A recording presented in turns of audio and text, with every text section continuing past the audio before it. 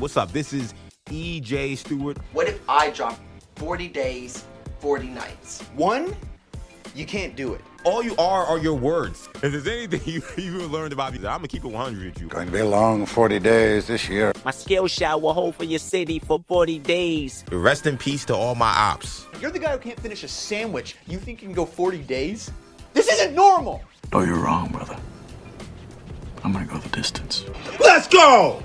Let's go is right. What's up? This is EJ Stewart. You are watching 40 Days and Counting, where I do 2 live stream shows per week. One Tuesdays at 6 p.m., one Friday at 8 a.m., and this will be a fun one. I could not do my 6 p.m. show, as I've talked about now for a couple of weeks. I thought I was going to be able to do it last week because I had a trip, and I realized that trip was far later than I expected. So I then had to say, okay, well, we're not going to do the trip this week, so I do it the following week. So this past week, I was in Philadelphia. I posted pictures. I got to go to a Phillies game with my brother. Shout out to Sham. So that was part of the reason why there was no 40 Days and Counting on Tuesday evening. So that was a little unfortunate, but it was fun because I got to go to Jalen Brunson country and watch the Knicks steal Game 1 in historic fashion. So we'll get to everything happening with the NBA playoffs and so much more to do here on 40 Days and Counting, streaming live multiple spots. Again, happy to be here on this Friday morning. Happy Friday to everybody. Just a little bit of a I guess, programming note in terms of how things are going. Still having problems with X. That's also part of the reason why we were a little delayed today. I was actually ready to go at 8 a.m., but X wasn't working. I reloaded it, and now it's still not working. So I'm not sure what it is, to be honest. Apologies to my X crowd, and I feel really disappointed that X is not working. Part of me is like, should I try it? I don't want to restart again. I don't know what's going on and why X is all of a sudden. I'm wondering, do I need to update? Nope, I think it's updated, yeah. So, yeah, something's going on with X where it's not allowing me to stream to Ecamm the way it normally does. So, apologies for that to the X crowd. I know I was up probably for about a minute, and then I went away. And I actually posted on their Facebook, the Ecamm's, this is the software I use, the Facebook for Ecamm, being like, yo, anybody got any word on why X isn't working all of a sudden? Because this is the second week in a row where I'm not being able to log into X. So, apologies for that, but we're streaming live in multiple spots, including on Buzzer, which is very exciting. Shout out to the Buzzer fam. You can always catch me on Buzzer, the BZZR app. Make sure you search it, make sure you download it, make sure you sign up because we got some really fun, awesome content happening over at Buzzer. Shout out to the whole team there that's done a phenomenal job with this launch. And as we gear up for the rest of the summer and the fall, there's going to be exciting stuff on Buzzer. So you want to make sure you're locked in there. We're streaming live currently on Buzzer, so shout out to the folks on Buzzer. Also, of course, streaming live from our YouTube channel, our main hub, New Generation Media. Make sure you subscribe to the YouTube channel, of course. Make sure you also catch us on Instagram, where I was not streaming initially, but I will be in a couple of seconds. Streaming live right now on Instagram. If you go to my Instagram account, just search Action EJ, and that's where you'll find me on Instagram. So, streaming live on Instagram, streaming live on Buzzer, streaming live on YouTube, New Generation Media. No Twitter/X today because I'm continuing to have the same Twitter X account issues I had last week. So, yeah, I'm not sure what's going on. I have to do some real research to figure out why this is happening because this is unfortunate and annoying because I love to stream on X and have my people on X be able to say what's up to your boy. But nonetheless, we're still going to have a lot of fun stuff to talk about today because, again, we got to get to this Eastern Conference Finals. The Knicks had another game last night. They go up 2-0 in their series against Cleveland. They protect home court. This one, a lot less stressful than Game 1, where it seemed like the Knicks were headed towards a blowout defeat. And then Jalen Brunson ignites in the fourth quarter and basically single-handedly brings the Knicks back into the game, and they steal it in overtime. This one was more of a dominant performance from the Knicks, akin to some of the games you've seen. Maybe not quite as dominant as some of those Sixers and Hawks games, but certainly much more of the akin to the dominant performances we've seen from the Knicks in recent weeks. So they go up 2-0. We'll talk about that. We also got to talk about the return of one Aaron Rodgers, who just not only announced that he will be returning this year to play for the Pittsburgh Steelers, and he's back in camp and he's back with the team. he also said in the press conference this week that this will, in fact, be his last season. So we got to get to that. We also got to talk, unfortunately, about the tragic death of Kyle Busch from the NASCAR. Kyle Busch, one of the all-time greats. He passed away from a severe illness. Still trying to get word on exactly what the illness was and what happened, because it's someone that raced literally just last week. And then suddenly he passes away. He leaves behind a wife and 2 kids. So it's pretty devastating. Very sad day in the NASCAR world. So RIP to Kyle Busch, and we'll get to some of that stuff a little bit later as well. We also got to talk about Matthew Stafford resigning. And then it's going to be fun towards the end of the show, because I also want to give you guys my Mortal Kombat review. I wouldn't say a huge Mortal Kombat video game fan. Like, I've played the games. I've certainly had several of the games. I'm not someone who religiously plays that. Like, that's not my fighting game of choice. I think if you're a video game guy or gal, everyone has their game of choice. Some of you are Street Fighter. Some of you are a Mortal Kombat. Some of you are a Tekken. Like, I'm a Tekken guy. Like, if you ask me what's the fighting game that I play that I actually think I'm kind of nice at, or at least decent at, I would say Tekken for sure.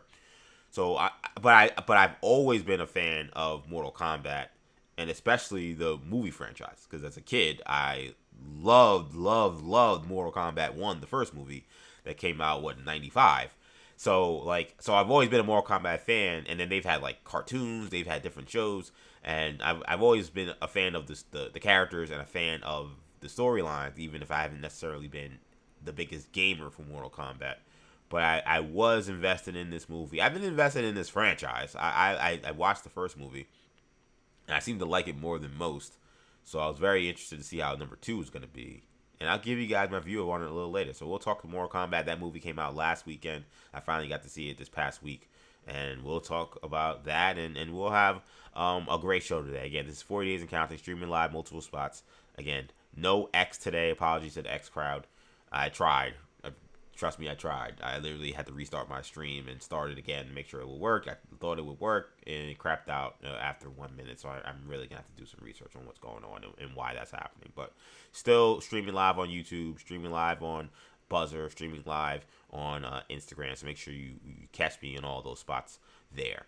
But let's get the ball rolling, man. And I want to begin talking about the Eastern Conference Finals. So once again, the Knicks, they go up 2-0 in their series. They dominated the second half last night and really put their stamp on this game and maybe the series in this third quarter, where the Knicks really put it on the Cavs. They won 109-93.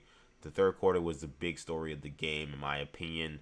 They outscored the Cavs by 11 in the third quarter. They won that quarter 32-21, and that kind of gave them the distance to really feel comfortable moving forward. The Cavs started to make some pushes in the fourth quarter. They cut it to about 7 in the fourth quarter at one point. But the Knicks were able to push it back up, and they took care of business. And this was the Josh Hart game. If you're watching this series and wondering who are going to be the main characters of the series, in some ways, Josh Hart has been the main character of this series. Even in game 1, when he actually was removed from the closing lineups because he was struggling with his jump shot, and the Cavs were certainly finding success in not having to guard him. Landry Shamet came in, made some shots, played some awesome defense with Donovan Mitchell, and he really was the unsung hero of that Knicks win, outside of what we saw, of course, from Jalen Brunson. But Hart was on the bench, and he was asked about it, how he felt about not closing, and he said, listen, I'm not happy about it. Like, I want to be out there, but then I'm also an unselfish guy, and I don't have an ego, so I just want to do whatever the team needs to win. I have confidence in all the guys, which is the right way to approach it. But he also felt like he came in today yesterday with like something to prove. He felt like he came in saying, all right, last game, what happened. I didn't close. I'm not going to allow that to happen. I'm going to be so aggressive, so infectious with my energy that Mike Brown has to keep me on the floor. And he had to make shots, and he started making shots. And that's where, if you're the Cavs, you're in a world of trouble. So Josh Hart finishes with a playoff career high. He has 26 points. He was 5 for 11 from 3. Josh Hart taking 11 threes, in theory, you think is a recipe for the opposing team's success. But when he's making 5 of them, and he started this game 0 for 3, so he ended up making 5 of his last 8 to close. Like, when he's making it at that kind of clip, and he's also getting you 7 assists as well, and he's able to get into the paint, and he had some dazzling layups and some, Josh Hart's an unorthodox offensive player. He seemed to have just everything working. And then that number of 11 threes doesn't quite look as advantageous, and it wasn't for the Cavs, because once Josh Hart started making shots, the game was over. And that's kind of, I think, for the Cavs, because again, this is, we'll have our Orange and Blue Bloods out shortly right after this episode. I'm going to record another Orange and Blue Bloods episode, and we'll have that up. But this is 40 Days of Counting, which is New York centered, or New York, what did I say? New York slant, but not necessarily a New York show. So I want to be balanced in terms of how I'm talking about this team. If I'm the Cavs, though, it feels like if Josh Hart is making 5 threes, you're going to lose. I just don't think that with how you have to defend them, they're making the right choice to sag off of Josh Hart and force him to be an offensive player. Something that at times I've been frustrated with as a Knicks fan, that I just feel like, you're an NBA caliber player. You came up as a guard. Like, you should be able to make open shots or attack teams that don't guard you. But Josh is so unselfish, and Josh is always searching, for the best shot for the team. So sometimes he's not even looking at the basket. Or there are nights like you saw a couple of nights ago, and then to start this game where he has been aggressive, but he's missing, and you're like, if he's going to keep missing wide open shots, you can't keep him out there. This was a game where he played with a lot of confidence. And again, if you're the Cavs, I don't know really what you do. Because once they started to try to guard him a little bit, that actually then started opening things up for other guys. Then you saw some OG Anunoby driving lanes. You saw Jalen Brunson starting to get a little more wiggle room. This was not a Jalen Brunson offensive explosion, at least not with scoring. He only had 19 points. He was stuck. In the first half, he only had 2 points. So he was really a non-factor in the first half in terms of his offense, in terms of scoring. But he was stuck on what felt like 11 points for a while. And then he ended up getting to 19. He had a good fourth quarter, but 14 assists in this game, which was a career high for him in the playoffs. So career high for Josh Hart with scoring, career high with Jalen Brunson with assists. This was also, though, it was just a balanced attack. This whole starting lineup played really well. OG, 14 points, 5 for 8, 2 for 4 from 3. He was disruptive. He had 3 blocks in this game. Felt like he's not the same OG that was there. That was that Terminator we saw prior to the injury, where it seemed like he was just dominating his matchups. But it feels like he's with every game, he seems to be getting better. Him making 2 threes is huge, because the shot looked like it was completely broken in the last game. So it seems like he fixed whatever he needed there. And I think Karl-Anthony Towns actually is going to end up being the unsung hero of this game. Because I thought when the Knicks offense was wobbly in the first half, especially when Brunson didn't really have it, I thought Karl-Anthony Towns made some really aggressive, strong drives, finished at the rim. Probably should have. He only took 2 free throws. There were 2 or 3 layups he made that should have been and ones. He should have gone to the free throw line. His rebounding was great. He had 13 rebounds in this game. He continues to bring whatever the Knicks need. Right now, it's not been so much him being the point center because of just how the Cavs are playing, which was a good adjustment for Mike Brown, who right now is coaching a good series.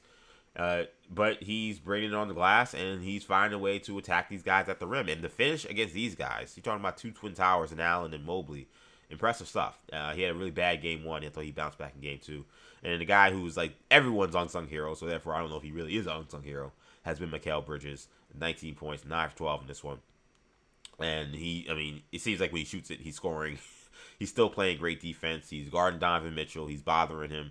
And now the Knicks right now in the driver's seat with a 2-0 lead heading back to Cleveland. But as they always say, series doesn't really begin until the road team, finds a way to get a win, or the home team loses, however you want to look at that. So the Cavs still are not completely dead in the water. This was an odd game because it felt like Evan Mobley was such an impactful player in the first half of this game. He had 14 points. He was 5 for 8 from the field. And then he finished with 14 points and 5 for 8 from the field. He was shooting the ball well from 3. He was attacking the rim. And the Cavs just kind of, I don't know what happened with their offense. They kind of just went away from him. I saw Charles Barkley in the postgame was furious as someone who, on record, said he was picking the Cavs. And knowing Charles Barkley, I would assume he's probably got some scratch on the Cavs too. Which also probably spoke to some of his frustration last night. But I think the frustration was warranted. Because it's clear to me that Donovan Mitchell doesn't have it. And I said this prior to this series started. I said this on Orange and Blue Bloods, where I was like, I don't think this version of Harden and Mitchell is beating the Knicks. And Mitchell had 26 points. It just felt like the emptiest 26 points to me. Like, and it took him forever to get into the game. Something is wrong with him. He's laboring. You've watched Donovan Mitchell play enough to know how explosive and how aggressive he can be when he's feeling good. He's not aggressive. He's not exploding to the basket. He's relying on a lot of below-the-rim floaters as opposed to trying to finish through guys or over guys. He's relying on a lot of long jump shots. And he's a guy who takes a lot of long jump shots. But it feels like he's settling a little bit rather than actually attacking the defense or hunting shots. He had a weird... And to be honest, he was awesome in Game 1 for most of it. And I didn't even pick it up because like everybody was kind of like, what happened to him? He just disappeared after 3 quarters. In the fourth quarter, Jalen Brunson's going crazy. James Harden is, throwing up on himself as he usually does. And I'm like, everybody's like, where's Donovan Mitchell? He was out there, but he wasn't really getting the ball. ESPN did a good job of highlighting a play where it looked like he was, he pulled something or whatever and was kind of laboring. And then I guess he hit it the rest of the way, but he was not the same after that. He's still laboring. He still doesn't look great. He's been good enough defensively where it hasn't been like such an issue. I actually kind of wonder if Nick should be attacking him a little more, but I don't think he's healthy. I think he's dealing with an injury. The ESPN crew seems they want to dance around whatever it is. They eventually got to something with his groin, so maybe that's what he's dealing with. Maybe it's something else. Like Lisa Salters is like grilling Kenny Atkinson, and Atkinson seems to be like wilting to the Lisa Salters pressure because Lisa Salters said, keep asking about it. He's like, I don't want to. Donovan says he's fine, but I mean, I'm seeing what you're seeing, and so if Donovan Mitchell's not going to be close to 100% or he's going to be compromised, they have 0 shot to win the series. So they better hope that he gets healthy. But I don't know. It's only one day between the next, or actually this one. It's only one day between the next game. So I don't know if he's getting healthier. I think this is the guy you're going to have the rest of the series, and that's going to be doomed for the Cavs. Now, the Cavs didn't shoot the ball well in this game. They started off red hot, but then really struggled from 3 the rest of the way. That's probably your other thing you're looking at from a Cavs standpoint, which is, well, we didn't make shots that we typically make. Sam Merrill, who is usually a lights-out shooter and almost won the last game when he had the premature bang from Mike Breen where it went in and out, and it looked like he was going to say bang on a shot that would have saved the Cavs season potentially. He was 0 for 7 from 3. He was 1 for 8 from the field. Max Strus was 1 for 7 from the field, 1 for 4 from 3. I mentioned Mitchell from 3, 2 for 7. Harder was pretty good for 3, 3 for 7. And Mobley was great, but then they forgot he was on the court. He was 2 for 3. D Wade was 1 for 3. They just didn't shoot the ball up at all. And that was a big reason why they lost this game. 9 for 35 from 3. He's not going to get it done. They kept the turnovers down, which was a huge problem in the last game. But if you shoot 39% from the field, the Knicks also did a really good job of defending the paint, which is a huge key in this series as well. But some of that, again, is if Mitchell can't explode, if Mitchell can't get to his spots the way he normally does, it feels like he's kind of playing with one hand tied behind his back. So Cleveland will go home. There's going to be obvious desperation. They have to find a way to win this next game for sure. I also did think Charles Barkley, I thought he was good last night. I thought he also was right. I think Cleveland, this is not a series, I think, where they can afford to go down 3-1. Like, they got to get 2 games here. You can't approach it like we got to win 2 games because you can't look ahead. But this has to be, they have to return serve and get this back to New York, best of 3. Hope by then that Donovan maybe feels better and that they can find a way to maybe steal this late. Because I think if they go down 3-1, this is they don't have the talent, I think, to beat the Knicks 3 games in a row. I don't think that they do. I think the fact that they got to win 4 out of 5, it puts them behind a real 8 ball. Again, they will have, in theory, 3 of the 5 games at home. So that's why you can't bury them completely. But if I was leaning to will the Cavs win this series, or do they have a shot to win this series, I would say no. I think the series is in a rough spot for Cleveland. They blew it with that game 1. That's what Donovan Mitchell said after the game. They asked him how he felt about it. In fact, I might still have that sound. I played on the Orange and Blue Bloods. It was Donovan Mitchell. Not after game 2. It was after game 1 when they asked him basically what happened. I said in the locker room, just that. We lost. We fucking blew it. All right, let's round for game 2. Simple as that. I mean, they haven't blew it. Like, they did. Like, that's a game that you have to win. And I don't think they came into this game with, like, thinking about game one. Like, I thought they played fine. Like, they started the game pretty good, actually. They were leading after the first quarter. Second quarter was competitive. The Knicks took the lead back, but it was a competitive game. I didn't think that they were playing in this. I mean, I don't know. You never know. You don't know what's in guys' heads. So in the second half, you're in a close game. You're like, man, we should have to be fighting like hell to try to beat this team. Maybe it wears on you as the game goes on. I don't know. It didn't appear to me like they were playing like a team that was still thinking about game one. But it now weighs heavy because, in theory, this should be a series where you're tied 1-1 and you don't feel so bad after losing last night in a lopsided fashion. There's a lot of adjustments the Cavs are going to have to still make after they tried to make the adjustment of taking away Brunson and it did not work. My guess is they'll probably try the same strategy again. I think they're going to live with Josh Hart threes. And if he starts making them again, I think that's when then they will make an adjustment. I know that's a little bit of a scary thing to do, but I think the process is right. I think the teams that have had the most success on the Knicks are teams that have been able to switch and the teams that have been able to put centers on Josh Hart. Those are the teams. The Knicks have lost a lot of games when teams have been able to do that. Their offense has been the least efficient when that has happened.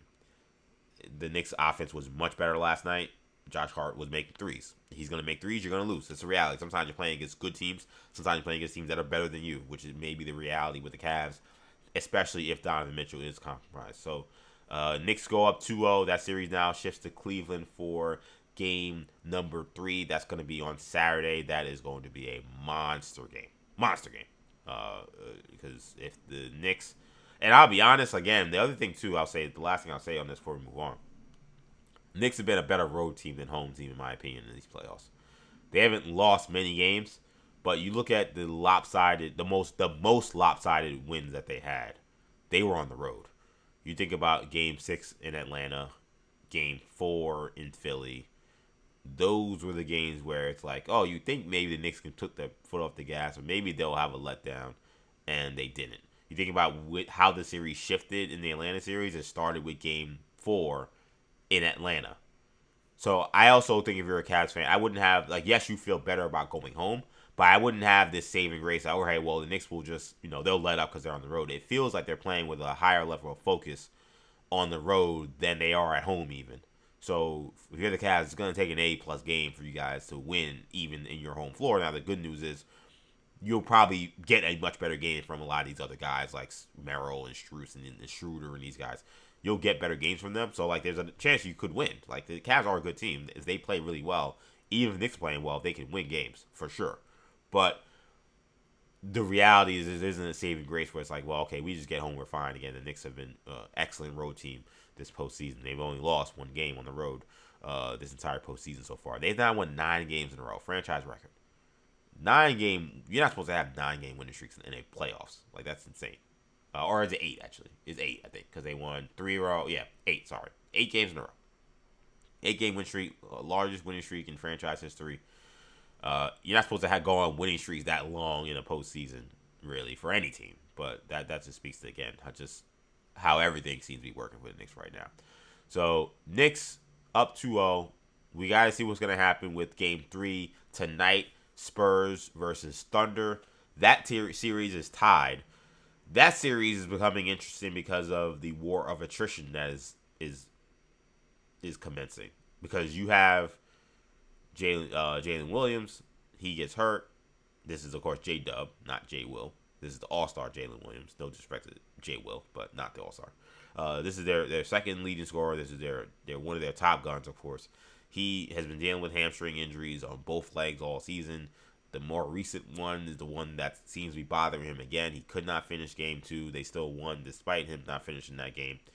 So I would assume that Dub is going to be out tonight.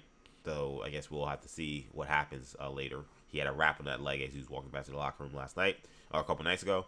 And then Dylan Harper, who's been a playoff darling and been a star in this postseason. He's a rookie, number 2 pick in the draft. He also had a hamstring injury during this game, and it seemed like he wanted to come back in the game, but then he was ruled out, and they actually saw a video of him running back from the locker room to get him in the game, and they sent him right back to the locker room. So I don't know what happened. I don't know how that gets to a point where he thinks he can get in the game and then he can't. I don't know if that's a good sign, maybe, that like maybe the injuries are so bad that he could have come back, but then the Spurs wanted to play it safe. We don't know. And then, De'Aaron Fox, who got injured in the previous series, he hasn't played yet in this series. He's dealing with an ankle injury, and he missed the first 2 games. I wonder if they were down 0-1 if he would have played in Game 2. They won, so maybe they felt like they could give him another day of rest, even if they lost. They need him. They need him because Stephen Castle, as great as the dunk he had was and some of the plays he's been making, because he's an incredible athlete, he's not a real point guard. And when you're playing against a team that is this aggressive defensively and you don't have a real point guard out there, you're in a lot of trouble when it comes to taking care of the ball. And he's had 2 back-to-back double-digit turnover games. I kind of feel bad for him because it's like he's a good player, very good player, and he's a competitor. And I love that he's not afraid and he's still getting the ball, trying to run the team the best as he can, trying to make plays, and he's making plays. But it's not sustainable to keep winning games with him turning the ball over like this.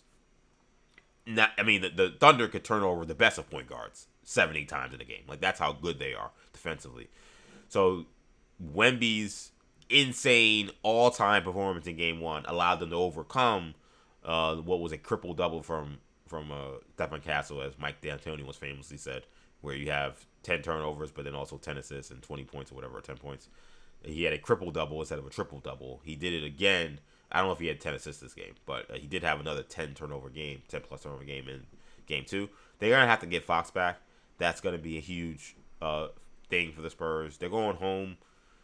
I expect San Antonio to be completely on fire, and I expect that environment to be awesome. The fact that they tied this series up 1-1, and they competed in Game 2. Even though they didn't have Fox, even though they lost Harper, they still found a way to keep that game close. Devin Vassell is having an awesome postseason. If he's one of the guys right now, it feels like when he shoots, it's going in. He's also providing really good defense.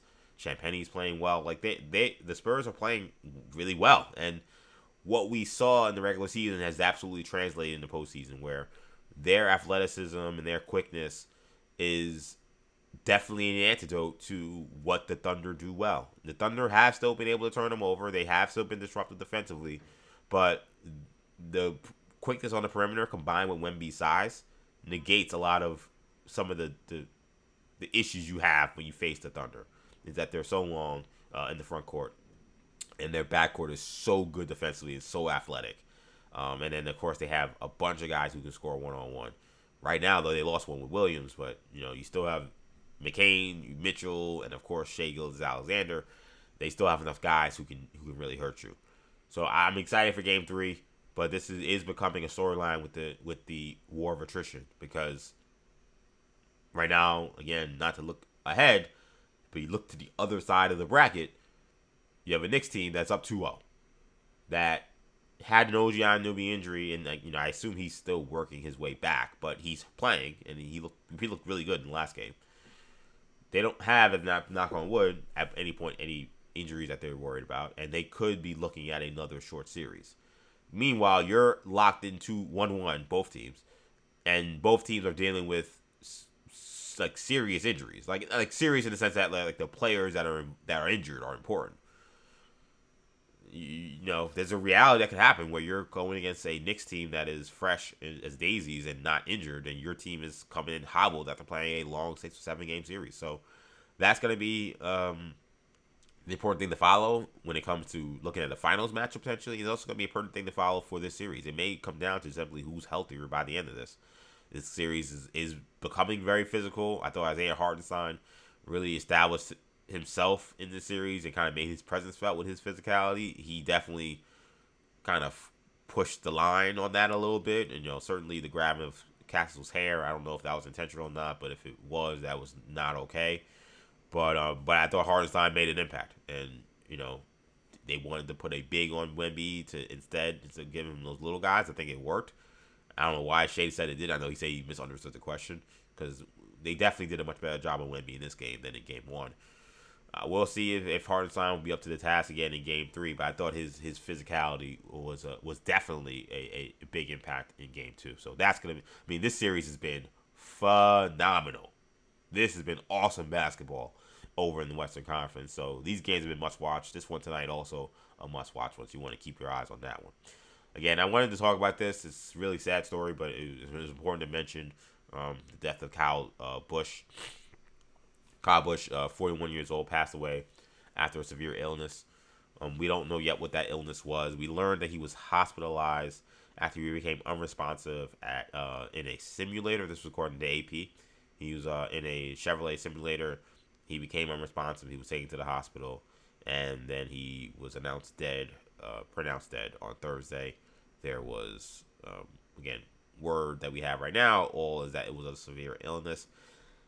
He was heard on the radio last week in a race that he was saying that he was dealing with some kind of sinus issues and that he wanted to take a quote-unquote shot. We don't know what that shot was, but he wanted to take a shot for it because he said it was really bothering him. He told his team this during the radio. He finished the race and did the race, but he was complaining about a sinus issue last week.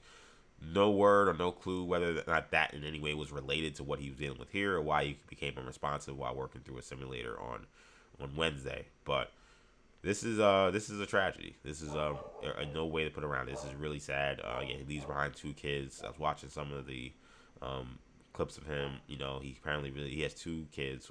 One of his sons, he really loved to bring him around the racetrack and drive him around and kind of show him the ins and outs of racing. I thought Marty Smith, who was also on this yesterday, and I watched him on SVP. Clearly, you see he's broken up. Clearly, he knew Kyle pretty well. He was speaking of just how much he loved his boy and loved bringing him to the track and showing him the ropes. And when I think about Kyle Busch, I don't really lead with this as much because I haven't really been in NASCAR as much as I was when I was like a teenager. But I used to really like NASCAR. Like, I used to buy the NASCAR video games. That's how I think a lot of kids get into stuff. You buy the video games and you get invested. But Ryan Newman was my guy. Shout out to Ryan Newman. He was my favorite racer. But I used to love NASCAR as a kid. I would buy the video games. I'd watch races, because during the summer sometimes nothing to do, and there were a lot of bad Met seasons. So I'm like, oh, let me turn on this race for a little while and just watch a little bit. So I'm very familiar with the Busch family. Of course, he's a younger brother of Kurt Busch, who's also a Hall of Famer. Kyle Busch is 1,000% a Hall of Famer. He's a 2-time Cup champion. He hasn't won a Cup race, I think it's in a couple of years, but he's a legend. He's a legend. He came up as a phenom. He's one of those names that transcends the sport. Like, I think there are very few names that kind of crack through beyond just, the casuals, and I think Kyle Busch is certainly one of them. Also, I thought one of the all-time great characters we've had, definitely in NASCAR, but also, like, in, like, modern contemporary sports. I think he melded a little bit in recent years, but when he was younger, man, this guy, he had actual fights on the tracks. He was talking trash. He knew how to sell his sport and sell his talent in a way that a lot of guys in that field did not. He knew how to poke people's buttons and get a rise out of folks. I saw Dale Earnhardt Jr., who he's had beef with, talk about it a little bit in his little message, talking about the death. And he said how they got on better terms. And it was actually, he used to needle Dale Jr. a ton. And as he said, it was, I wanted to make amends, but, I never got to actually doing it. And it was actually Kyle who reached out to him to make amends, to talk about it, to squash whatever beef they had, which, again, I think spoke to, like, Kyle knew there was entertainment business, and he's a hell of a competitor, and, he wanted smoke with anybody. That's just kind of how he is. But I think he also knew it was entertainment at the end of the day. He wasn't actually someone who wanted to actually, be a bad guy, even if at times he played a villain in some of these feuds that he had been in throughout his career. But, yeah, he's ninth all time in NASCAR wins. Phenomenal, entertaining character. Awesome. I thought Marty Smith did a great job of presenting. Awesome talent. Like, again, you want to talk about a guy who was a young racer, came in and just took the sport by storm. This is what Kyle Busch was, and he just won a truck race last week. And to hear the very eerie comments where he's like, yeah, I celebrate these wins because you don't know if it's your last, and then for him to pass away so suddenly and so shockingly this week, it's legitimately sad. And I've my prayers and condolences go out to his family and his wife, and to all the NASCAR fans who love Kyle Busch, because he's a legend. He's a legend. He's a superstar, and it was crazy. Yesterday we were about to do difference makers on Buzzer. This is our draft show I do with Kendall, and Kendall had not seen it. I hope Kendall's okay. He should be okay if I tell this story, but he didn't see what happened, because it was announced maybe 15 minutes before we were about to go live.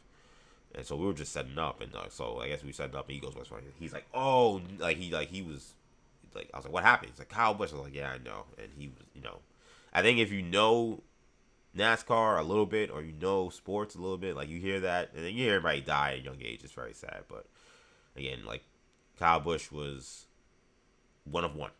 So, man, R.I.P. to a legend. Of course, condolences again to his family, and NASCAR world.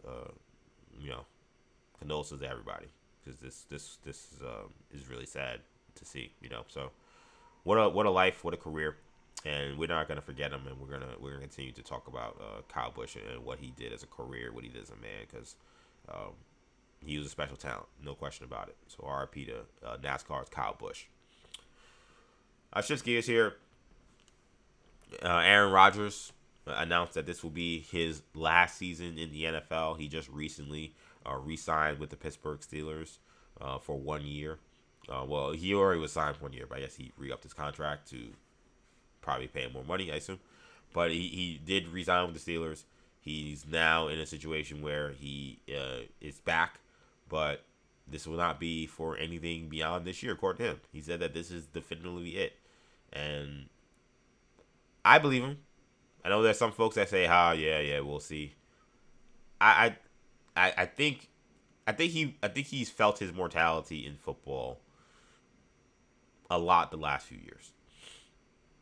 He's seen both a good season where he's made the playoffs and felt his mortality, like last year where they made the playoffs, but like he got the hell beaten out of him by the Houston Texans, and he had some regular season games where he took a lot of punishment. And some bad seasons, like with the Jets last season, where he took a lot of punishment and got the hell beaten out of him, and then they lost a lot. I think, wherever delusions of grandeur he may have had about who he could be as an NFL talent at his age, I don't think are there anymore. I think he knows, and like what is accurate is that he can play, he can still throw the football, and if he has time, he can make plays, and he can beat even pretty good teams. But and the fact that, I can be Tom Brady and play till 47, like he knows that that's not realistic. I'm not sure if that's what he ever even wanted, but I think because he was still so good, I think he didn't want to put really a time limit on when he was going to retire. I think after last season, he's like, yeah, I can't do this much longer. And he actually said that he thought he was going to be gone, especially when Mike Tomlin retired.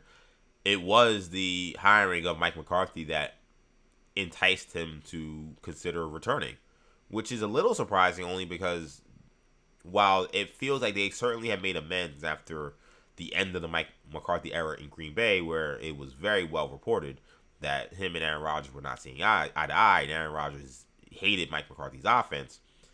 It seemed, we saw in public comments that there was some kind of defrosting of whatever icy relationship that they had, and it feels like now that is obviously totally in a different light, because now again Mike McCarthy was one of the people that was able to convince Aaron Rodgers to come back, and then them hiring Mike McCarthy was one of the reasons why he did come back.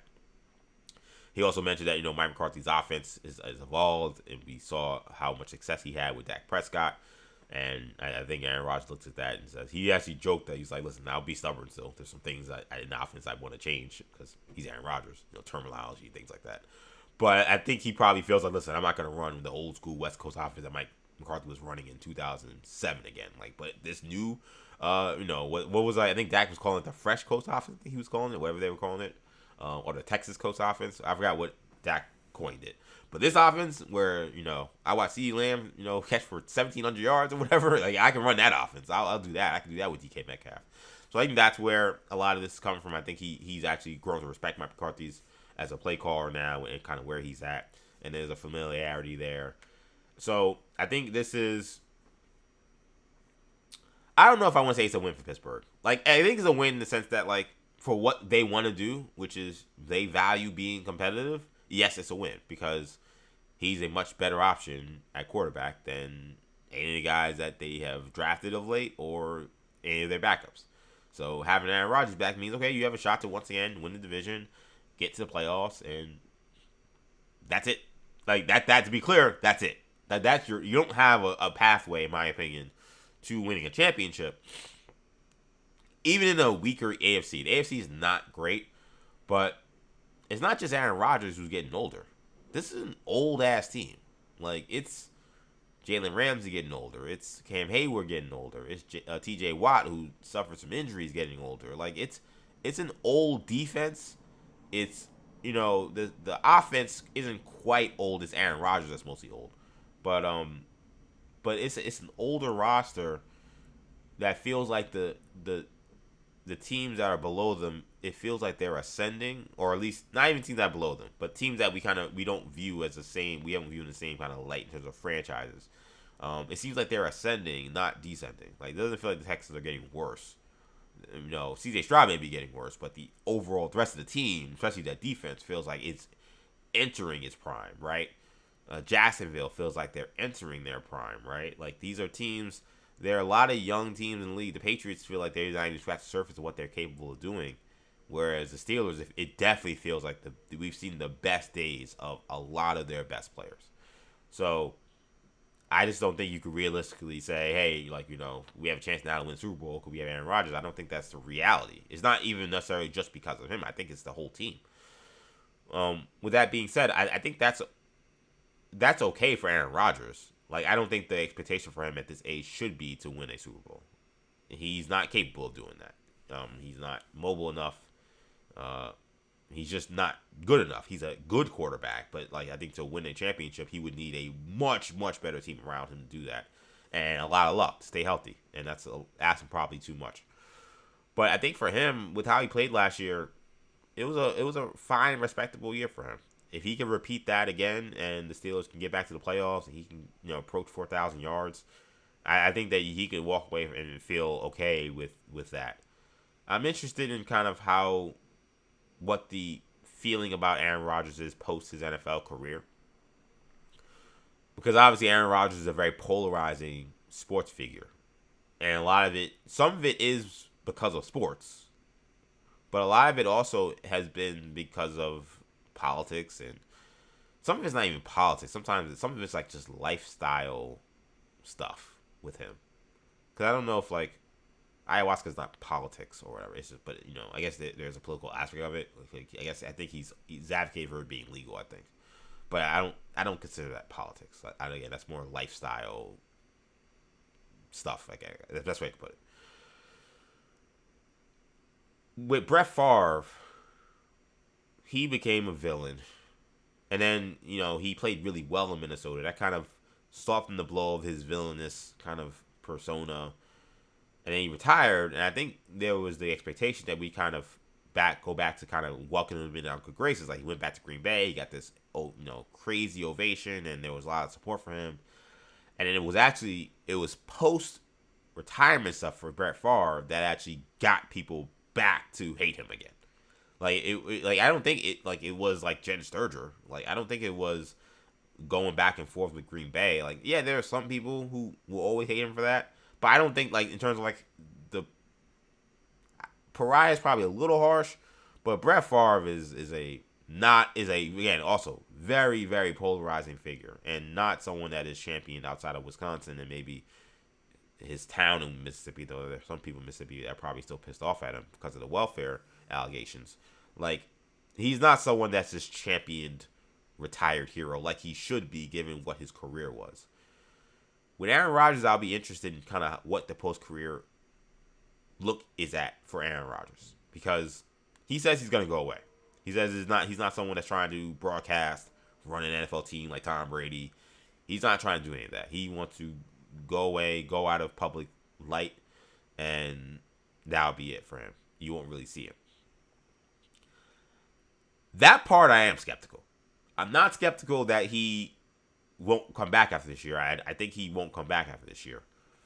I am skeptical that he's going to stay out of public light, because people will say this about folks who consider themselves like potential presidential or vice presidential candidates. Like, you have to be kind of sick in the head to even want to be a vice president or a president. Like, you have, like, there's a level of,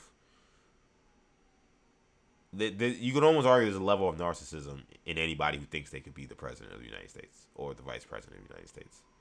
And we know for a fact that he seriously considered running for vice president of the United States because his friend told us so. Robert Kennedy Jr. Someone who wanted to be vice president, or at least considered it a couple years ago, going from that, in terms of that platform, that push, that motivation, to 2 years later saying, you'll never see me again, that just doesn't feel realistic. That doesn't feel real. Like, I want to be respectful. I'm not trying to hate on Rodgers today. I know I hate on him a ton. That's not what I'm trying to do here. But I want to be also honest about how I feel about him and how I view this. So, trying to do that fine line. I just feel like he the whole thing of like, I'm gonna go away, and like in theory you could say, well, like, because of his interests he can, right? Like, he loves the Malibu house where he kind of just walks along the beach. We know he does the ayahuasca trip every now and then. He likes to do kind of, he's talked about hunting. He loves to hunt now. That's a thing he does, and nature stuff. So like there's a the Aaron Rodgers, the persona that he's allowed us to see suggests that, well, yeah, maybe that person can in some ways be satisfied with only that being his life moving forward. But the people who want to tell you about that stuff all the time makes me feel like he does it in part because he wants to tell people about his interest in these things, his interest in seeing pyramids, his interest in what he does in a forest and hunting, and or whether it's, again, ayahuasca trips and stuff. Like, that person doesn't want to just do it and just see that's my life and this is what I do now because I enjoy it. I think they also want to spread wisdom, spread knowledge, and kind of show the world or show people like who they are as people and how these things impact their lives. I don't think it's simply just I have a green thumb and I'm just a nature guy and I just want to be in a forest and look at leaves and trees and moss and be unbothered. I think he wants to do those things and then go out and find a podcast to tell people he's doing those things. So I say all that to say, I don't think that he's somebody that's going to be, I'm going away forever. He likes to be seen. Like, when he came to New York, he wanted to be at every Knicks game, every Ranger game. He wanted to be at every Broadway show. Like, he likes being seen. Remember he went to the Kentucky Derby a couple years ago. I don't think he is somebody. I think in the end of the day, and a lot of the reason why he's very bitter is because he was setting himself up, I think, for a life of real post football like superstardom. I think he wanted to be like Michael Strahan or like what Tiki Barber has been able to do. Like, I think he wanted to be one of those guys. I think he wanted to be somebody that, we know he wanted to host Jeopardy. Jeopardy producer was talking about how Rodgers was pushing that he could do this and still be an NFL player, which they thought was ridiculous. Like, I think he is someone that really badly wanted to be the everyman once his career ended, and then his beliefs on the vaccine, and then him lying about it and the backlash to it. I think he's gonna forever remain bitter about that because it ruined what I think he thought he was going to be, which was going to be, again, the next Michael Strahan or the next whatever. This guy who could, like, dabble in football but become larger than football. A Frank Gifford type, you know what I'm saying? Like, he was going to be, like, this person who was going to be finally welcomed and really embraced by everybody because so much of his life story is being the underdog, being kind of not chosen. Like, that's a part of his identity. And it's one that I actually identify with. So, like, I understand. That's why I feel like I understand him in some ways, even if I dislike him for many reasons. Like, I think that's a lot of his identity. So, I feel like some of the stuff of, like, I'm going to go away. I only like hunting and seeing pyramids and, like, talking about aliens and just doing, like, kind of oddball things. It almost feels like, in some ways, almost like a punishment. I think if I'm doing a real psychoanalysis. I think he likes it. I think he's grown to probably really enjoy it, but I think he wants to I think, again, this guy wanted to be a host of Jeopardy and a vice president. That's not the same guy that wants to just go away for eternity and never be seen again. Like, so I'll see it to believe it when it comes to, like, oh, you'll never see me again, I'm going to leave public life. I think that could be very short-lived, and we'll see him doing something. Maybe it's something with politics. Maybe it's something like just launching a podcast where he could talk about, like, the things that he's interested in, whether it's, public health, other conspiracy theories. I don't know, like things like that. Like I do think that is still on the table. I would be shocked if he's just saying I'm done and you'll never see me again, which is what he has said so far. But we'll see what happens this upcoming season, man. I'm not. I think Aaron Rodgers will play pretty well. I do worry about his health. I between that Texans game and that Bills game last year, I was like, he feels like he is one or two really bad hits away from being taken out completely, and I don't want that to happen. I don't wish that on anybody. So I hope he can stay upright. The Steelers are gonna have to protect him. He's pretty smart with his body in terms of not taking so many unnecessary hits, but it's football. There's only so much you can do. So Steelers got a tough schedule this year. Things are not gonna be quite as easy as they were last year. So we'll see what happens with the Steelers this upcoming season. But Rodgers will be back for one final year. One guy who will be back for more than just 1 year, apparently, is going to be Matthew Stafford, who signed a 1-year extension worth up to $60 million. So Stafford is signed through this year. He is also now signed through 2027 at a pretty large number, a number that he's certainly worth. I tell you, I think he's the best quarterback in the NFL. But what makes this move interesting is for a team that just drafted a first-round quarterback at number 13 in Ty Simpson, this means that now you are at least 2 full years removed away from seeing Ty Simpson be handed the keys to the Rams offense.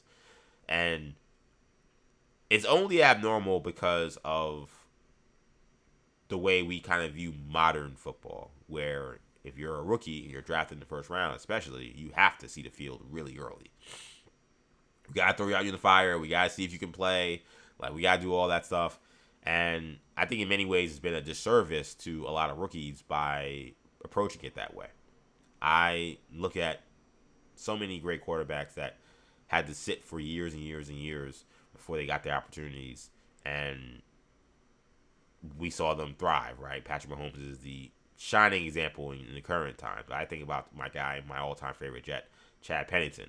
I think about, Steve Young. Like, I think about so many quarterbacks who didn't just get completely thrown into the fire and say you're the starter. They had to sit for a while, and then when they got their opportunity, they were great.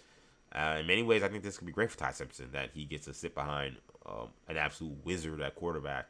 And while he doesn't have the physical arm talent that Matthew Stafford has, Matthew Stafford is also really mature just in terms of playing the quarterback position. He's very, very good at just playing quarterback. Forget about the arm strength and the accuracy and all those other things.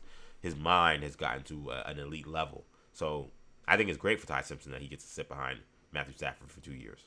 I think it's great for the Rams that they can have this arrangement that they can have a first-round quarterback that they believe in, developing in a Sean McVay system, learning from a Matthew Stafford. That seems like the perfect position to be in if you're a young quarterback. The big question that's going to be right now is just simply, number one, like, is Ty Simpson actually good? Can he actually play? Can he actually be a franchise quarterback? Because you could put me behind Matthew Stafford for 2 years. I'm sorry, and you could let me learn learn from Sean McVay for 2 years. I'm sorry, if I had to play NFL quarterback in 2 years after sitting on the bench, I would get destroyed in a matter of 5 seconds. It would not end well for me, because at the end of the day, I don't got the kind of game to be an NFL quarterback. That's gonna be the question. Is Ty Simpson a guy who I feel like had kind of up and down kind of evaluation in terms of whether or not he's a first-round guy, and first-round guys are the guys you consider long-time NFL starters. Is he really like that? Does him sitting and watching for a year help him become like that if he's not right now? These are all things that the Rams, I think, are going to be banking on. And then the other thing is it better be worth the risk, because there is risk with doing this. Like, you could say, oh, no harm, no foul. It's like, no, you had a first-round pick for a team that was in a position to compete for a championship. The Rams are one of the best teams in the NFL, one of the best teams in the NFC. I don't think that game against the Seahawks was nearly as close as the final score indicated. I know the Seahawks clearly showed that they were a better team, but the Rams are a very good team, and they're not that far off from being a team that can win a Super Bowl. You had a number 13 pick in the draft, which most teams that put up the records and the numbers that the Rams did last year do not have. And instead of drafting a guy who, in theory, could maybe step right in and contribute to your Super Bowl winning efforts in the next year or 2 years, you drafted a guy who's not going to play in 2 years. At least not unless Stafford gets injured or something like that. And if Stafford gets injured, you're not competing for a championship. Your championship chances are over. So, like, that's the question is, the word was that they liked Sadiq, they liked Mekhi Lemon from USC, but the reality was they have a good receiving core, so they didn't think Lemon was going to be able to have the huge impact they wanted. They have 2 very good tight ends, so they didn't think that Sadiq was going to be able to have the impact they wanted, which makes sense, but also, okay, you drafted a quarterback who also will have the impact that you want for a team that's going to win China's championship because only one quarterback can play. So that logic was used to not draft other guys, but then they drafted a guy who also can't help them right now. So with the Rams, that's going to be the dilemma is Kyle Simpson, Ty Simpson in a couple years, like this better work. Or they better win a championship and show that, listen, they didn't need one of these picks. Like, we saw the issues they had in their back end on the secondary. We know that Matthew Stafford and Sean McVay certainly could always use another weapon. The fact that you balked on that to set up your plan for a couple years from now, I get it. Like, I didn't kill the Falcons when they drafted Penix. Like, I think that this is as important as quarterbacks are, man. If you identify one that you think is really good, and you know the guy you have is not a long-term answer, I think you should always be being aggressive in those situations and forget about what the look looks like and what people will say. Like, that stuff doesn't matter, man. Everybody's jobs are on the line. You're trying to keep a sustained winner as long as possible to keep your job. You're working in the NFL. So don't worry about what people on the outside say. If you think that Michael Penix is a star, maybe he's not, and that's a problem. But if you think he's a star, and your quarterback's 37 years old, draft him.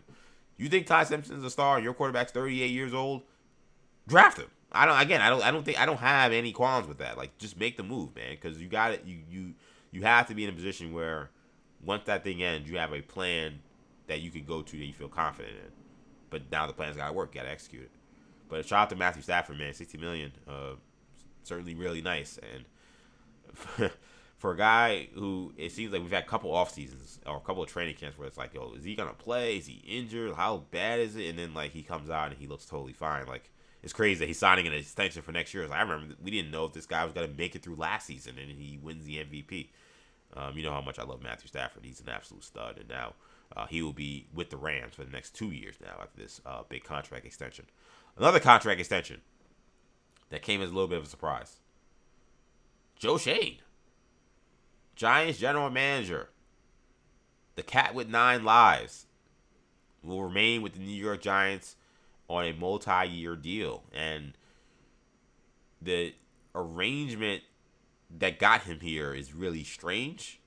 But again, you want to talk about a cat with 9 lives. Like, he has survived what felt like to call it even a hot seat feels like it doesn't feel fair. Like, it was a melting seat. I mean, you couldn't have a hotter seat than Joe Schoen when it came to general managers and the firing of Brian Daboll. It seemed like it was a foregone conclusion that Joe Schoen would eventually be gone. Then they hire a head coach who, once player personnel say, you certainly feel like the general manager could be out. And nonetheless, Joe Schoen is here. And it sounds like from all conversations that at least the reporters are putting out there, the narrative's being put out there, is that him and John Harbaugh have enjoyed working together. There's been a very good collaborative relationship so far, and we know that Maras like him. Like, the Maras sent Joe Schoen to pick up John Harbaugh from the airport to actually begin the process of the recruitment, which is crazy because, again, John Harbaugh probably came in thinking, like, I don't want to work for this guy. And he's not. He's working for the owner. There's a new dynamic where now John Harbaugh reports to the Mara family and not to Joe Schoen, that Joe Schoen is no longer his boss. Joe Schoen's like, listen, as long as I have a job, I'm fine. So he don't care. He's just happy he's not on the unemployment line. But with that, you would think, okay, well, if he's not going to have all personnel say, whatever, like, does it make sense to keep him around? Like, maybe John Harbaugh should just get aligned with somebody that actually fits with him. But it seems like he may have found it. Like, I think this has been almost like an evaluation period for Joe Schoen throughout this draft process. There were rumors that perhaps the Giants would keep him around for the draft process and then let him go on his way once the draft is over. I think you saw with just how giddy the Giants were with how the draft went. Like, I saw John Harbaugh, the jokes he was making at the press conference in his face, and I think they were really happy with how it shook out, that they were able to land Arvell Reese and Francis CC Maui Noah. And I think he's like, man, we hit on the guys that we wanted. Like, we didn't think we could get both of these guys. Like, Joe Schoen, man, between that and then he made the trade. Well, I assume he made the trade, and then John Harbaugh's obviously part of this too, but we know he probably had some say in making the trade for Dexter Lawrence that got them an extra first-round pick. Like, he probably saved his job with that trade and how that first round of that draft worked out, where they're like, this couldn't have gone better for us. We traded a guy who was unhappy, who was unmotivated, star, but unmotivated, and we got a top 10 pick out of it. And then we drafted arguably the best tackle in the draft with that pick, and then we got who we think is maybe the best player in the draft, Arvell Reese. I think they're like, yo, Joe Schoen, man, what's up, big head? I know we were about to fire you, man, but how about you stick around here for a little bit longer? So I think if you're a Giants fan, it's probably more palatable that Joe Schoen is here in this arrangement where John Harbaugh has a lot more say. When we know Joe Schoen, when he's the guy that's simply running the show, it has not gone well. It seems like it's early, but it feels like right now, again, there's so much optimism with the direction the Giants are going in that you have to feel pretty good about the team right now and kind of where things are. So it actually may have upset the apple cart even more if they would have fired Joe Schoen and then went on a GM search to find a guy who's just going to be John Harbaugh's lackey. If Joe Schoen is comfortable being John Harbaugh's lackey, which it seems like he is, or if it's not a lackey situation, he really is like equal, then why mess that up at this point? You might as well just give it a go and see how this thing shakes out. Joe Schoen will be a fall guy if this thing doesn't work out with other different things. But I do feel like for a guy who I've hammered, and I would have certainly fired. The Giant offseason has been really good so far. You got to give that to them. And Joe Schoen now remains Giants general manager. It's a different dynamic because he's not the end-all, be-all when it comes to player personnel. Now he is John Harbaugh, who at worst is an equal. And I kind of think probably still will have final say in everything. But if that's Lawrence trade in the first round that they had, I know some Giant fans, I think they should have had Caleb Downs. Caleb Downs is awesome, and I think he's a great pick for the Cowboys. I think that to protect Jackson Dart, it should be of the utmost importance. And I love CC Maui Noah. I love his character. I know he went to the U, so maybe I'm biased, but I love his character. He's freakishly strong. He's going to help them in the run game. We always talk about offensive linemen. It's always, pass game, pass pro. Pass protection is important, but I mean, you also like the Giants will be able to run the ball behind this guy too. His versatility to play guard and tackle. I think Giant fans are gonna end up loving this kid. So between Arvell Reese, Giants think they're cooking, man. Giants think they're cooking, and Joe Schoen, man, again, cat with 9 lives, he saves his job. He remains Giant general manager after signing a multi-year contract extension. Okay, man. Last thing we do before we get out of here. Been a fun one so far. Again, this is 40 Days in Counting with your boy EJ Stewart. Streaming live, multiple spots. Not every spot we normally do, though, which is a little annoying. We are streaming live on YouTube. Shout out to the YouTube fam. New Generation Media is where you'll find the show on YouTube. Also streaming live on Instagram. Actually, EJ. Actually, I can pull up Instagram, see who's pulled up to the Instagram today. Oh, shout out to my guy, Andy Bell Balakti. He showed up in the Instagram. Shout out to him. Shout out to everybody that showed up on Instagram. Again, Action EJs where you'll find me on Instagram. I'm also live on Buzzer today. So shout out to the Buzzer fam. Make sure you download the Buzzer app, BZZR, or go to buzzer.com and sign up. Really awesome app, man. Basically, you're looking at Twitter without the nonsense. So if you're a sports fan and you want sports content without crazy political conversations, rage bait, annoying aggregators, explicit nudity, all the nonsense that you gotta sift through in social media just to survive now on X. Maybe that's why I'm not on X right now, because maybe Elon's heard me talking crap about him for so many years. But all the crap that you deal with on X, the goal of Buzzer is to kind of sift through that, and the goal for Buzzer is to narrow the focus to what you want, which is verified sports content from trusted creators, trusted journalists, athletes, teams, and people you enjoy. And with Buzzer, that's what we're doing, man. So again, the team's been phenomenal. We've done live shows there. Me and Kendall, who's a frequent guest on 40 Days and Counting. We do an NBA draft show every Thursday at 6 p.m. So if you want to sign up and check us out, make sure you check out our show on Buzzer. We're streaming 40 Days and Counting now on Buzzer as well. There's so many other great talents that are on there. Kayla Becker, formerly Kayla Braxton from WWE, who's kind of like the franchise player of Buzzer. MVP, the wrestler, manager, of course, of the Hurt Syndicate. If you're a wrestling fan, I know there's two wrestling people, but you also got some sports people too. You got Kenny Beecham, NBA commentator, basketball content creator. You got Josh Pate. You got some awesome people on there that have already signed up to do awesome stuff with Buzzer. So make sure you sign up for the Buzzer app, buzzer.com, or download the BZZR app and sign up through there. Because, again, you want verified sports content without all the nonsense and frills, that's the place you want to go. Go to Buzzer. Last thing before we get out of here. This is not a sports thing, but as you know, as I always say, this is a sports-centered show. Not to be confused with Sports Center. This is a sports-centered show, which means I will bring various different interests I also have to the table when need be. Last week, we did the Iceman review. By the way, that album's growing on me. That album is growing on me. I gotta be real. Like I told you guys, I thought it was pretty good when I watched it. When I listened to it, I did not listen to the other ones. I told you I was gonna stay with just one album for the week, and I'm sticking to that. I'm not doing 3 Drake albums in a week. That's ridiculous. Like there's no way for me to be able to really digest that amount of music content within 1 week. So I'm doing only one album, and then I'll see how long I'm gonna stay with Iceman, at least for a week, and then I'll move on to the other ones. I haven't gone to that ones yet because I'm gonna wait until this weekend's over. Then I'll maybe try to get to one of them. But I like Iceman. I do. Like, it's one of those things where if you don't like the artist, then it's not gonna be for you. I like rap, that could be a drop. I like rap, but it's true. Like I like rap. I like when rap is done really well, and when someone has a high level of ability.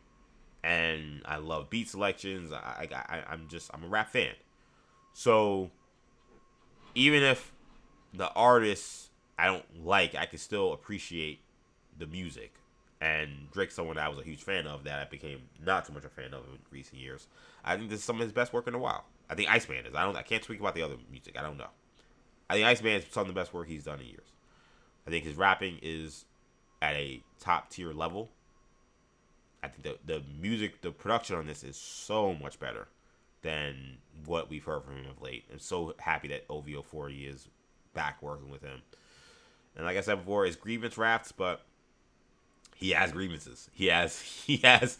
We saw what these last 2 years have been with him. Like he actually really legitimately is upset, and whether he's justified in how he feels about it is another thing. Is the grievances are real and it's honest. And I'm okay, even if I have a different perspective of how I view his grievances, I'm okay with absorbing the content and understanding that while it may not be my perspective, it's his. And can you execute that perspective well? I think for the most part he did. Not every song is for me, but there has not been any Drake album, even the ones I love, where every song has been for me. That's not the kind of artist he is for me. So, and I think that's not how. I think that's why we have the conversations about whether or not Drake has a classic. I think the reality is, there are a lot of people who are mostly R&B fans or mostly rap fans.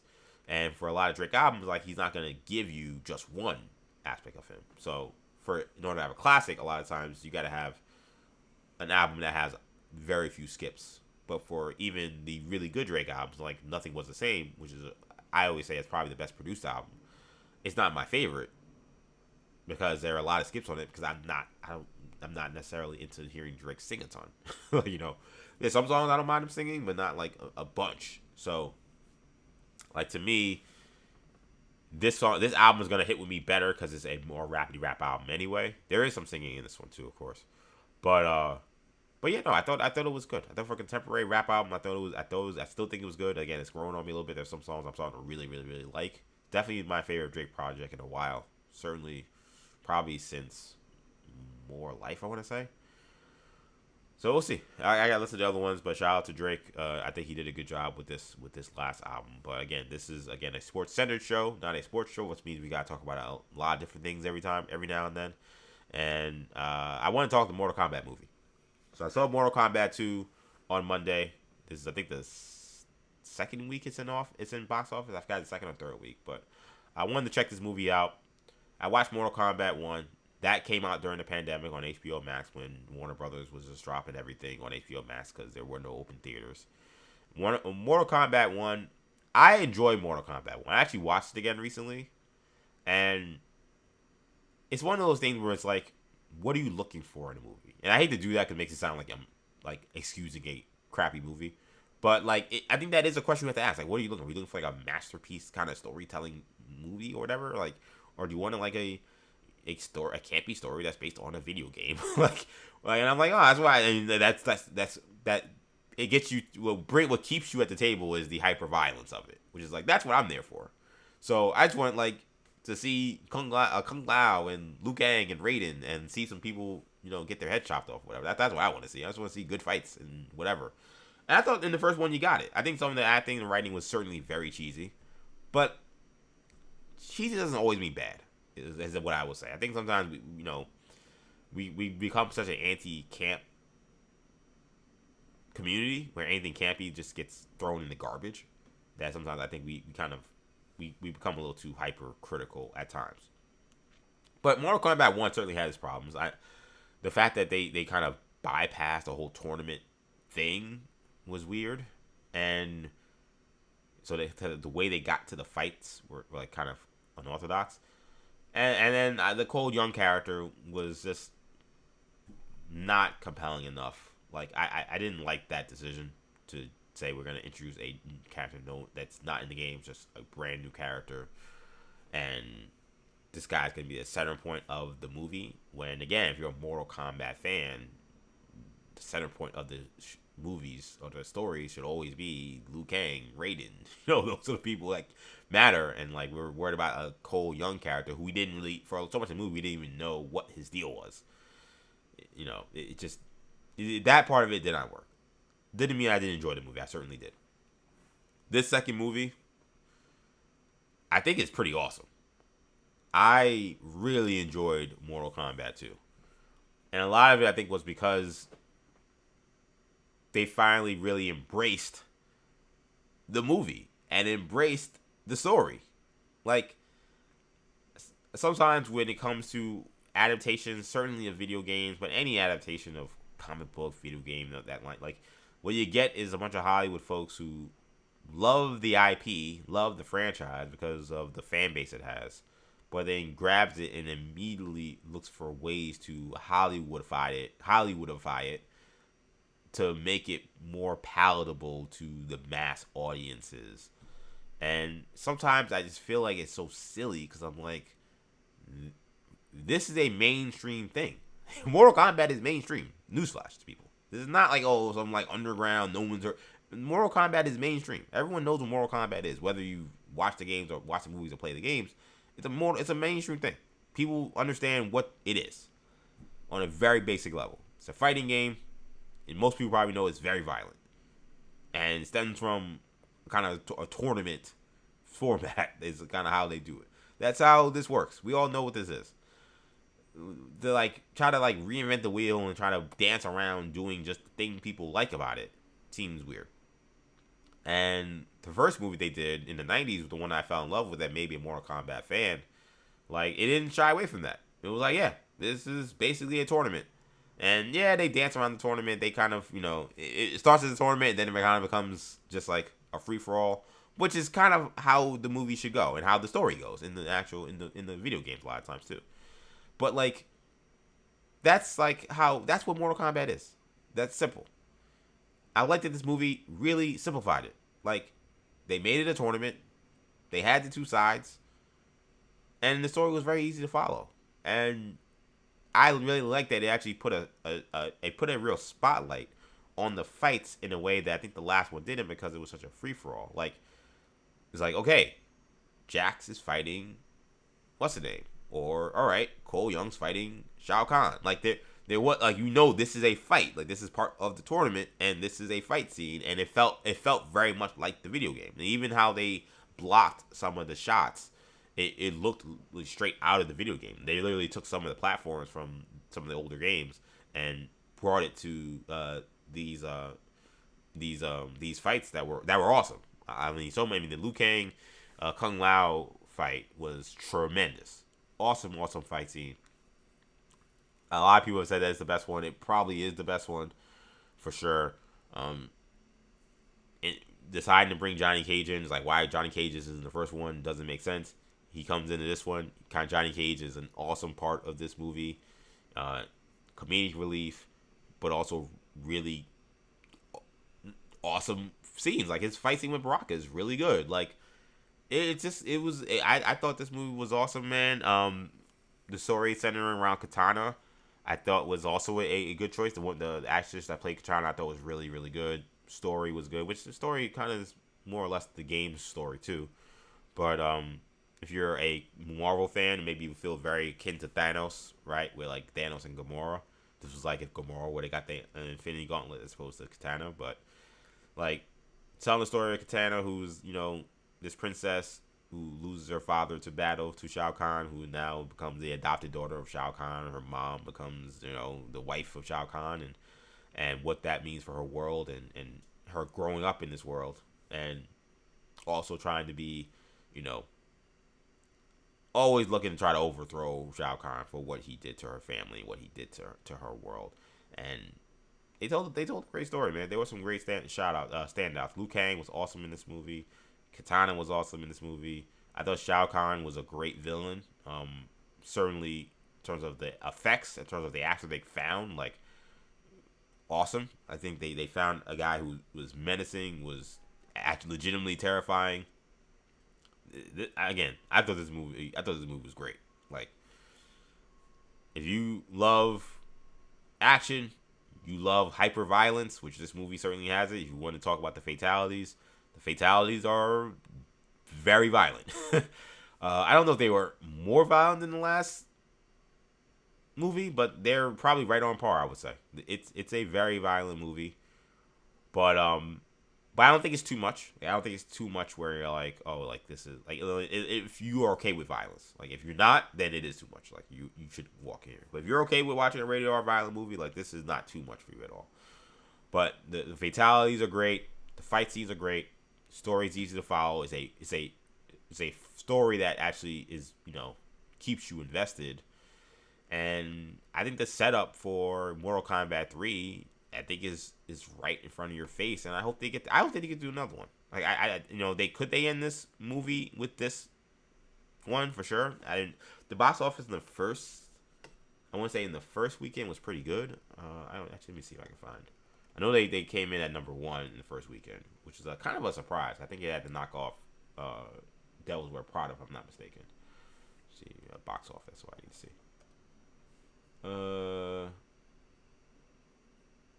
Yeah, I don't know why it's not giving me the box office. Yeah, well, apparently it breaks an all-time record at the box office is what I'm reading from this headline. I don't know what record that could be. But, yeah, it's grossed over $101 million. It doesn't sound like a lot in the grand scheme of things, but in the niche corner that Mortal Kombat has carved out for itself, that is one of the best of the best. So I guess probably, I'm assuming he's saying okay, so yes. So, by beating Mortal Kombat's box office haul, the 2026 sequel has earned the title for the highest-grossing fighting video game movie of all time. Which is, again, as the article points out, it's not like it's the greatest competition. It's Mortal Kombat, it's Street Fighter, and that's kind of it. But it's still something. So that's something. But it seems like the second weekend it lost a lot of momentum in the box office. Now, my theater was pretty. I thought it was gonna be empty. I went like on a Tuesday or a Monday. It was a Monday actually. Yeah, I went on like a Monday at like 12:30 in the afternoon. So I was like, "There's nobody's gonna be in here," and there was a decent amount of people in there. So it wasn't like there was nobody. But yeah. So yeah, right now it's at 108 million. I don't know what it was worth or how much it cost to actually do it. It opened at 38 million and grossed 65 million in the first weekend. Will that be enough to do a sequel? I'm very curious. I don't know. I don't know if I don't think the word of mouth is getting out about how much better this movie is than the first one. I saw that people were saying that was really good, but I wanted to see it for myself. I'm trying to get people to let them know that I think this is great. If you like Mortal Kombat, you like video games, you like fighting games, you like violence, I think this movie is for you for sure. And I love just how much this movie really like wasn't a nod to the video game in so many ways. Between the fighting stances, between the moves that were done, again, the battle stages that they created that were so akin to the actual battle stages in the video game. Like, even the way the writing was in this movie, like the dialogue in this movie, and at times maybe it will come across, again, some people may come across cheesy, but if you play Mortal Kombat, a lot of the dialogue is like, people come up to a stage. One person says one to Sarky. Another person responds. Then the guy says one last thing, and then they fight. Like, that's the game. And again, if you're a fan of the game, that is what that's what the Mortal Kombat franchise is. And a lot of the actual dialogue for like a lot of these fight scenes was very much like the video game, which I loved because I'm like, again, this feels like Mortal Kombat. And I'll be very curious for fans that don't play Mortal Kombat or don't like the games, like whether or not that will track for them. But I actually thought that they got a better handle on the dialogue in this one than the first one, where, again, the first one did come across extremely, extremely cheesy. This one was cheesy too, but I thought it was, because it was formulaic, it actually worked. It wasn't just cheesy for cheesy's sake. It seemed like they were actually trying to go for something, and I thought that they benefited from that. So I love this movie. I kind of want to see it again, to be honest. Like my brother, I told you guys I visited my brother this past week. We went to a Phillies game. Phillies lost, so awesome stuff for me as a Mets fan.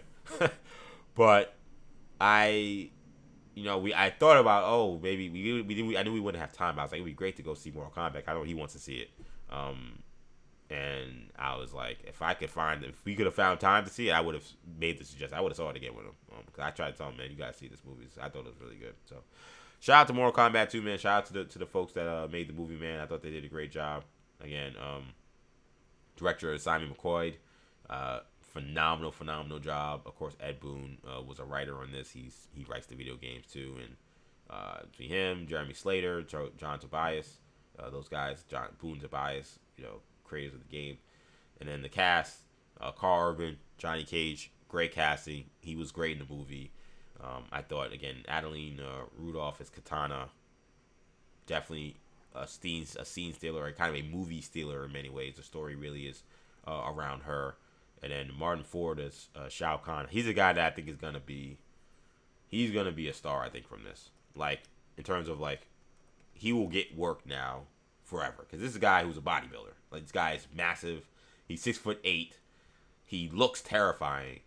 I've never seen him in anything else. Apparently, he was in Fast 9 or F9. He was in The Kingsman, The Golden Circle, which I actually watched, but I don't remember him. And he was in Red Sonja. I feel like this is probably this has to be the first movie where he was like a main character, and he was good.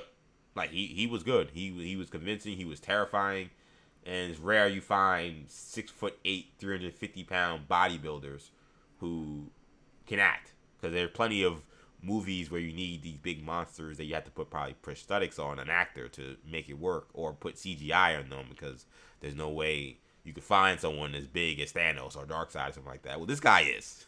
This guy is legitimately 6'8". He's legitimately massive. And again, he showed he could act a little bit. So I would expect that that Martin Ford becomes somebody that gets a lot of work, because this was not he's the main character, main villain, but he doesn't get dialogue. They don't talk to him much. Like, no, he was good. I saw a lot of good comparisons of comparing him to the big dude for now. I can't believe why I'm forgetting his name. Not the Hound, but the other guy in Game of Thrones. What was the Hound's brother's name? I'm going crazy now. Hound's brother, Game of Thrones. What was his name again? I'm going crazy. I can't remember this. The Mountain. There you go. I knew it before it came up. The Mountain. He definitely did remind me a bit of the guy that played the Mountain in Game of Thrones too. Another guy who like can act beyond just being just a big strong guy. So there's plenty of people who will look for guys like this. Martin Ford, I think he's going to be someone that probably made a lot of money for himself in the future, even if there's not a sequel to Mortal Kombat, because of how he did as a villain in this movie. And that's going to do it, man. I'm going to wrap it there because we got to get Orange Blue Bloods out. I got to record that episode right now. So if you're looking for an extended conversation on the Knicks win over the Cavaliers, be sure to subscribe to the Orange and Blue Bloods podcast channel. That will be up probably later this afternoon. So be on the lookout for that. Of course, thank you guys for checking this episode of 40 Days of Counting. Again, streaming live on YouTube, New Generation Media. Also on Instagram, MaxiDJ. And on Buzzer. Make sure you sign up for the Buzzer app. Of course, follow me on social media. EJ_Stewart on Instagram. EJ_Stewart on X. Where we're not streaming live because of a technical issue. Apologies for that again. I got to figure out why that's happening. But we will get to the bottom of that, and hopefully by next Tuesday we'll be good. But stream most of the time, stream on X. Make sure you follow me there, EJ_Stewart, Instagram, ActionEJ, and that'll be it, man. I want to thank you guys again. Next Tuesday we'll be back, and we will be back. I know couldn't do this past Tuesday's episode, but this next Tuesday we'll be back talking more NBA playoffs, whatever else happens in the NFL offseason. We gotta get into some baseball stuff too, because interesting stuff happening with both the Mets and the Yankees. We didn't get to talk about the Subway Series where the Mets got 2 out of 3, which was very nice. So make sure you keep it locked in, man. Thank you guys for watching. I'm EJ Stewart. I'll see y'all next week. Have a great weekend.